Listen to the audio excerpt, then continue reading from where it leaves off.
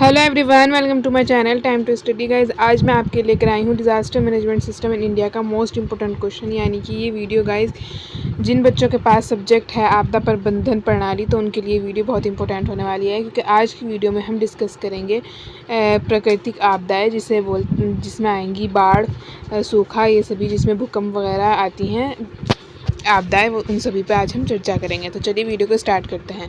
तो आज की वीडियो का हमारा क्वेश्चन है, आपदा जोखिम में कमी हेतु कार्य योजनाएं और प्रक्रियाएं दीजिए। आपदा जोखिम में कमी हेतु कार्य योजनाएं और प्रक्रियाएं, action plans and procedures for disaster risk reduction. तो चलिए अब अपना मोस्ट इम्पोर्टेंट बाढ़ टॉपिक को देखते हैं। बाढ़ के कारण देखते हैं हम। आमतौर पर बाढ़ का कारण अत्यधिक वर्षा अथवा पहाड़ों की ऊंचाइयों पर अधिक बर्फ पिघलना होता है। इससे नदियों का जलस्तर सामान्य से अधिक हो जाता है और इसके फलस्वरूप बाढ़ आ जाती है। जल संग्रहण क्षेत्रों में वनों की कटाई तथा भूमि कटान के कारण नदी तटों पर तलछट बनाने से बाढ़ के दुष्परिणाम और भी गंभीर हो सकते हैं। बाढ़ की गंभीरता देखते हैं हम। गंभीरता का आकलन निम्नलिखित मानदंडों से किया जा सकता है। फर्स्ट है जल की गहराई, सेकंड है बाढ़ में डूबा क्षेत्र, थर्ड है जल भराव की गति, फोर्थ है बाढ़ की अवधि, फिफ्थ है हमारी खेती योग्य भूमि में तलछट की मात्रा अथवा मिट्टी का जमाव। ये सभी आ जाएंगे बाढ़ की गंभीरता में। आई होप कि आपको बाढ़ का कारण कि बाढ़ किस कारण आती है और उसकी गंभीरता कैसे आंकी जा सकती है, ये सब क्लियर हो गया होगा। थर्ड है हमारा आपदा का आकलन तथा मानचित्रण। तो इसको देखते हैं हम। बाढ़ के संदर्भ में ऐतिहासिक आंकड़े आपदा के प्रति संबंधित क्षेत्र की संवेदनशीलता के बारे में मोटी मोटी जानकारी दे सकते हैं। नदी में आने वाली बाढ़ों के संदर्भ में नदियों के निकट तथा आसपास स्थलाकृतिक मानचित्रण, टोपोग्राफिक मैपिंग किया जा सकता है तथा वहाँ के रेखाचित्र भी तैयार किए जा सकते हैं। फोर्थ है हमारा जोखिम की परिधि में आने वाले तथ्य। चलिए इसे देखते हैं कि बाढ़ आने में किन किन चीज़ों का यानी कि किस किस क्षेत्र का नुकसान हो सकता है, क्या परेशानियाँ आ सकती हैं बाढ़ के कारण। तो इसमें हम देखते हैं जोखिम की परिधि में आने वाले तत्व, कौन कौन चीज़ें जोखिम का शिकार होने के चांसेस होते हैं।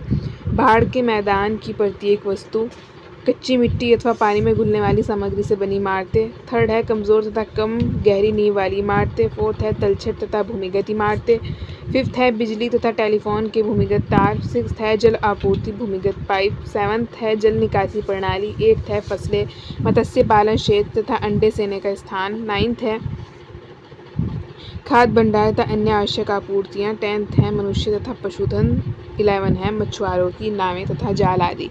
ये सभी आ जाएंगे जिनके जोखिम में आने के चांसेस होते हैं बाढ़ के कारण। अगर आप लोग के पास ये क्वेश्चन आए बाढ़, तो आप इन सब में उस क्वेश्चन में ये सभी चीज़ें ऐड कर देना, आपका थोड़ा पेज भी फिल हो जाएगा। आप ऐसे करके टॉपिक्स डालेंगे, पॉइंट्स डालेंगे 11, तो आपका पेज भी फिल हो जाएगा। आपका लॉन्ग क्वेश्चन देखने में काफ़ी बड़ा लगेगा और एग्जामिनर पर अच्छा इफेक्ट पड़ेगा, तो इसलिए आप इसे ऐड कर सकते हैं, बहुत इंपॉर्टेंट होने वाला है। अब हम देखते हैं न्यूनीकरण, यानी कि हम भूकंप को कैसे बाढ़ हम पढ़े हैं, बाढ़ को कैसे टाल सकते हैं, इसका न्यूनीकरण हम कैसे कर सकते हैं। तो चलिए हम इसका न्यूनीकरण देखते हैं। आवासीय अथवा व्यावसायिक कार्यों के लिए बाढ़ के मैदानों के इस्तेमाल से बचने के लिए भूमि उपयोग की योजना तथा नियंत्रण, फर्स्ट पॉइंट है हमारा। सेकंड है संरचनागत उपाय, जैसे बाढ़ के बहाव को झेलने के लिए संरचनाओं का अभियंत्रण और फर्श के ऊंचे स्तरों के डिज़ाइन का निर्माण, जलाशयों, बांधों, पानी रोकने वाली दीवारों, तटबंधों का निर्माण तथा जल निकास के वैकल्पिक मार्ग बनाना भी बाढ़ आपदा न्यूनीकरण के संरचनागत तरीके हैं। थर्ड है हमारा गाइज, ये इंपॉर्टेंट लाइन होने वाली है, इसीलिए मैंने इसे हाईलाइट किया हुआ है पहले से, आप इसे ध्यान से देखिएगा। थर्ड है हमारा गैर संरचनागत उपाय, जैसे शिक्षा तथा जागृति के माध्यम से लोगों की भागीदारी, नदियों से तलछट की सफाई, वनीकरण अथवा वर्षारोपण, प्रभावी चेतावनी व्यवस्था, बाढ़ प्रतिरोधी मकान जिनकी नींव मजबूत हो तथा जिनके निर्माण में जलरोधी सामग्री का उपयोग किया गया हो, खेती के तरीकों में परिवर्तन, भंडारण तथा सोने शयन की जगह का ज़मीन से काफ़ी ऊपर होना, बाढ़ से लोगों को निकालने की तैयारी, नावों तथा बचाव उपकरण का प्रबंध, वनीकरण अपनाना तथा वनों अथवा वृक्षों की कटाई को रोकना। ये सभी आ जाएगा गाइस इसमें न्यूनीकरण में। चलिए अब हम आगे देखते हैं अपना। तो गाइज हमारा बाढ़ तो कंप्लीट हो गया है टॉपिक। अब हम देखते हैं भूकंप। ये भी बहुत इंपॉर्टेंट क्वेश्चन है गाइज डिज़ास्टर मैनेजमेंट सिस्टम से। तो अब हम भूकंप देखते हैं। जो कि प्राकृतिक आपदाओं में आता है। कारण है भूकंप आने का, चलिए कारण देखते हैं हम इसका। जब पृथ्वी की गहराई में होने वाली भूगर्भीय समायोजनों के कारण कंपनात्मक ऊर्जा वाइब्रेशनल एनर्जी मुक्त होती है तो भूकंप आते हैं। पृथ्वी की सतह पर होने वाले परिवर्तनों अथवा स्थानीय स्तर पर पृथ्वी के पटल के खिसकने अथवा ज्वालामुखीय सक्रियता के कारण भी भूकंप आते हैं। इसकी गंभीरता को आंकने का हम देखते हैं पैमाना। भूकंप की गंभीरता को रिक्टर पैमाने की मदद से मापा जाता है। ये आप पॉइंट ध्यान से रखना गाइस, क्योंकि जब कभी वन लाइनर पूछा जाता है या MCQs पूछा जाता है तो उसमें पूछा जा सकता है कि भूकंप की गंभीरता को किस पैमाने से मापा जाता है, तो आप उसमें बता देना रिक्टर पैमाने से। तो ये आप ध्यान देखना लाइन, जिस पर केंद्र में मुक्त हुई ऊर्जा की मात्रा का संकेत मिलता है। भूकंप की व्यापकता मैग्नीट्यूड जितनी अधिक होगी उससे उतना ही अधिक नुकसान होगा, उसी अनुपात में विशाल क्षेत्र स्थापित होगा। ओके, तो नॉर्मल सी बात है गाइस, जितनी भी गंभीरता से कोई आपदा आएगी उतना ही ज़्यादा उसको नुकसान होगा। थर्ड हम अपना देखते हैं आपदा का आकलन तथा मानचित्रण। देश अथवा राज्य के आपदा आकलन मानचित्र को भूकंपीय दोष प्रणाली तथा भूकंपीय स्रोतों क्षेत्रों की पहचान के बाद तैयार किया जा सकता है। भूकंप की आशंका की दृष्टि से भारत को 5 भूकंपीय क्षेत्रों में बांटा गया है। फोर्थ पॉइंट है हमारा जोखिम की परिधि में आने वाले तत्व। जैसे हमने बाढ़ में पढ़ा था गाइस के बाढ़ के कारण क्या क्या चीज़ें प्रभावित होंगी, ऐसे ही हम भूकंप में पढ़ेंगे कि भूकंप में आने पर क्या क्या चीज़ें प्रभावित होंगी। आइए उसको देखते हैं। जिन क्षेत्रों में भूकंप की आशंका अधिक रहती है वहाँ निम्नतम जोखिम में रहते हैं। फर्स्ट है इमारतों की कमज़ोर नींव। सेकंड है बहुमंजिली इमारतें। थर्ड है मिट्टी, रोड़ी, पत्थर तथा कमज़ोर सामग्री से बनी इमारतें। फोर्थ है पुराने ढांचे। फिफ्थ है निर्माण के बाद की जाने वाली फेरबदल से कमज़ोर हुई इमारतें। सिक्स्थ है कछारी मिट्टी अथवा ढलानों पर खड़ी ऊँची इमारतें। सेवन्थ है औद्योगिक, रासायनिक तथा परमाणु संयंत्र। अब हम इसका न्यूनीकरण देखते हैं कि भूकंप को कैसे कम किया जा सकता है, रोका जा सकता है। रोका तो नहीं जा सकता, बस कम किया जा सकता है उसके प्रभाव को। तो चलिए देखते हैं फिफ्थ पॉइंट अपना न्यूनीकरण। निर्माण संहिताओं का पालन करना फर्स्ट है हमारा। सेकंड है निर्माण संहिताओं का सख्ती से पालन करवाना तथा बढ़िया किस्म की निर्माण सामग्री के प्रयोग को बढ़ावा देना। थर्ड है ऐसे ढांचों के अभियंत्रण पर जोर देना जो कंपन को झेल सकें। सभी सार्वजनिक इमारतों, होटलों, स्कूलों तथा अस्पतालों के अभियंत्रण डिज़ाइन को बढ़िया किस्म का रखना। फोर्थ है भूकंप की अधिक आशंका वाले क्षेत्रों में शहरी आबादी को कम करना। फिफ्थ है भूकंप के प्रति संवेदनशील क्षेत्रों में मौजूदा इमारतों तथा स्मारकों को मजबूत करना। ये सभी इसके 5 पॉइंट आ जाएंगे इसके न्यूनीकरण में। अपना 6 पॉइंट देखते हैं हम गाइस, इसका न्यूनीकरण चल रहा है हमारा भूकंप का। लोगों को बीमा के लिए प्रोत्साहित करना। सेवन्थ है सुरक्षित मकान बनाने की प्रक्रिया में समुदाय के लोगों को सहभागी बनाना और इस बारे में जागरूकता पैदा करना कि भूकंप आने के समय क्या करें और क्या ना करें। सेवन्थ है आग बुझाने, प्राथमिक चिकित्सा तथा बचाव कार्य में समुदाय कार्यवाही समूहों को तैयार करना। संबंधित क्षेत्र में भूकंप से बचाव के तरीकों का नियमित अभ्यास करना। ये सभी हो गया गाइस हमारा भूकंप का न्यूनीकरण। आई होप आपको बाढ़ और भूकंप जो मैंने आपको कराए हैं सभी दोनों टॉपिक क्लियर हो गए होंगे। अब हम थर्ड देखते हैं अपना सूखा, जो कि ये भी प्राकृतिक आपदा ही है। अब हम देखते हैं अपना नेक्स्ट टॉपिक सूखा। सूखा तथा अन्य आपदाओं में एक बड़ा अंतर ये है कि बाढ़ अथवा भूकंप की तरह सूखा अचानक ही नहीं आता है। यानी कि हमने प्राकृतिक आपदाओं में पढ़ा था कि जो आपदाएं आती हैं वो आकस्मिक आती हैं। लेकिन अगर हम कहें सूखा, तो थोड़ा सूखा बाढ़ और भूकंप से अलग हो जाएगा, क्योंकि बाढ़ और भूकंप तो अचानक से आता है, तीव्रता से आता है आकस्मिक रूप से, लेकिन जो सूखा है वो अचानक से नहीं आता। आइए इसका कारण देखते हैं। किसी क्षेत्र में वर्षा की कमी तथा भूमिगत जल का अतिशय उपयोग सूखे की स्थिति को बिगाड़ सकते हैं अथवा सूखा आने का कारण भी बन सकते हैं। गंभीरता देखते हैं इसकी। सूखे की गंभीरता निम्नलिखित कारकों पर निर्भर करती है। फर्स्ट है वर्षा की कमी। सेकंड है सूखे की अवधि। थर्ड है मिट्टी की कमी की मात्रा तथा अंततः मिट्टी के आवरण का समाप्त होना। फोर्थ है प्रभावित क्षेत्र। थर्ड पॉइंट है हमारा आपदा का आकलन तथा मानचित्रण। फोर्थ है जोखिम की परिधि में आने वाले तत्व। फर्स्ट आ जाएगा हमारा जोखिम की परिधि में आने वाले तत्व में फर्स्ट पॉइंट है सभी प्रकार की वनस्पतियाँ तथा फसलें जो कि इसके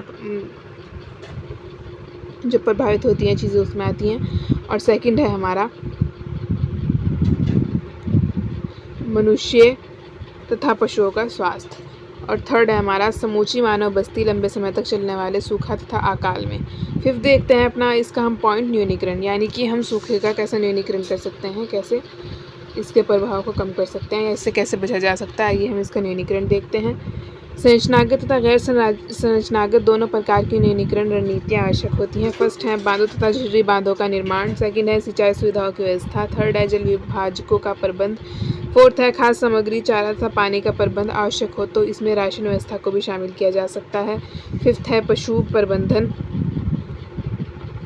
और सिक्स्थ है सूखा प्रभावित क्षेत्रों के लिए उपयुक्त फसल का चुनाव। ये आ जाएगा इसमें। तो ये सभी पॉइंट्स आ जाएंगे गाइज हमारे आपदा न्यूनीकरण में। तो चलिए अपना नेक्स्ट क्वेश्चन हम देखते हैं। मोस्ट इंपॉर्टेंट होने वाला है भी क्वेश्चन। जितने भी मैं आपको क्वेश्चंस करा रही हूँ गाइज, ये सभी बहुत इंपॉर्टेंट होने वाला है आपके एग्जाम के पॉइंट ऑफ व्यू से।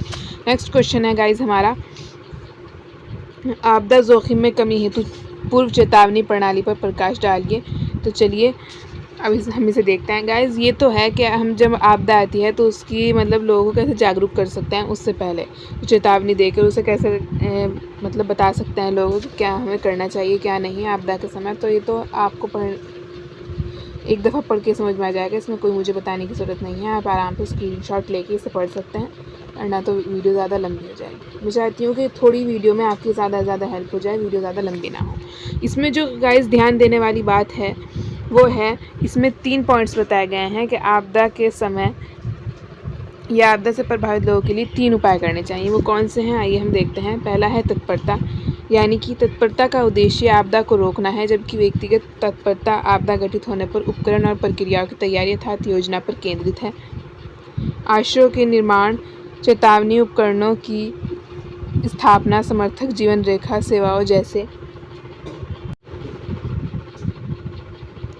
जैसे बिजली, पानी, सीवेज के निर्माण और निकासी योजनाओं के पूर्वाभ्यास सहित तत्परता उपाय के कई रूप हो सकते हैं। 2 सरल उपाय आवश्यकता अनुसार घटना से निपटने या निकासी में मदद कर सकते हैं।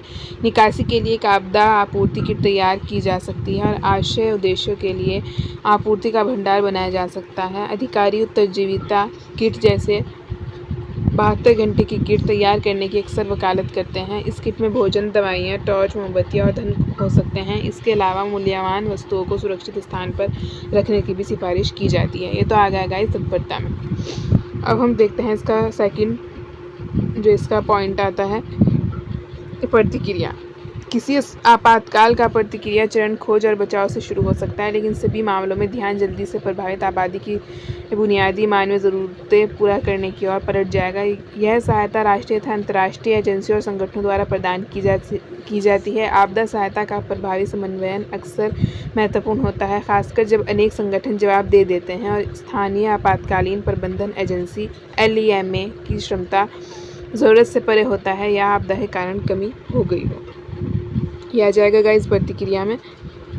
आगे भी है इसमें, निजी स्तर पर प्रतिक्रिया किसी जगह पर आश्रय या निकासी का रूप ले सकती है। जगह में आश्रय परिदृश्य में एक परिवार को उनके ही घर में किसी भी रूप में बाहरी समर्थन के बिना कई दिनों तक रहने के लिए तैयार किया जाएगा। निकासी में एक परिवार ऑटोमोबाइल या परिवहन के अन्य साधन द्वारा अपना क्षेत्र छोड़ देता है और जितना सामान ले जा सकता है संभवतः आश्रय के लिए एक तंबू सहित अपने साथ ले जाता है। अगर यांत्रिक परिवहन उपलब्ध नहीं है तो पैदल निकासी में आमतौर पर कम से कम 3 दिन की आपूर्ति और बारिश प्रतिरोधी बिस्तर होगा। तिरपाल तो अवश्य ही होगा। ये सभी आ जाएगा इस प्रतिक्रिया में। हम देखते हैं इसका थर्ड मोस्ट इम्पोर्टेंट पॉइंट, जिसके 3 पॉइंट हैं, तत्परता, प्रतिक्रिया, उबारना। तो इसका थर्ड है उबारना। चलिए हम इसको देखते हैं। मनुष्य के जीवन को तत्काल खतरा कम हो जाने पर उबारने का चरण शुरू होता है। पुनर्निर्माण के दौरान संपत्ति का स्थान या निर्माण सामग्री पर विचार करने की सिफारिश की जाती है, यानी कि हम उबारना में आ जाएगा गाइस। इसमें थोड़ा खोल के नहीं दिया हुआ, मैं आपको बता देती हूँ कि जिस स्थिति में आपदा से पहले कोई व्यक्ति था, यानी कि प्रभावित होने से पहले जिस स्थिति में लोग थे आपदा आने से पूर्व, उन्हें उसी स्थिति में लाने को उबारना कहते हैं। यानी कि जिस स्थिति में वो आपदा से पूर्व थे उसी स्थिति में दोबारा से उन्हें लाने को उबारना बोलते हैं। तो आई होप गाइज़ कि आपको ये सभी टॉपिक्स क्लियर हो गए होंगे। आज की वीडियो में मैंने आपको बताया है गाइज़ बाढ़, भूकंप, उनके न्यूनीकरण के उपाय, किस कारण से बाढ़, भूकंप, सूखा ये सभी आपदाएँ आती हैं, और ये जो हैं आपदा की चेतावनी, यानी कि आपदा आने के बाद हमें क्या प्रतिक्रियाएँ करनी चाहिए, जिनमें आएगा हमारा तत्परता, प्रतिक्रिया, उबारना। ये सभी मैंने आपको समझाने की कोशिश की है। आई होप गाइज़ आप सभी लोगों को क्लियर हो गया होगा। तो गाइज़ आई होप कि आज की वीडियो आपको अच्छी लगी होगी। अगर आज की वीडियो आप लोगों को अच्छी लगी तो वीडियो को लाइक कीजिएगा, चैनल को सब्सक्राइब कीजिएगा एंड बेल आइकन प्रेस करना मत भूलिएगा ताकि आने वाली सभी अपडेट्स आपको टाइम टू टाइम मिलती रहें। तो मिलते हैं गाइज नेक्स्ट वीडियो में नए टॉपिक के साथ। तब तक के लिए goodbye, thanks for watching, goodbye, take care.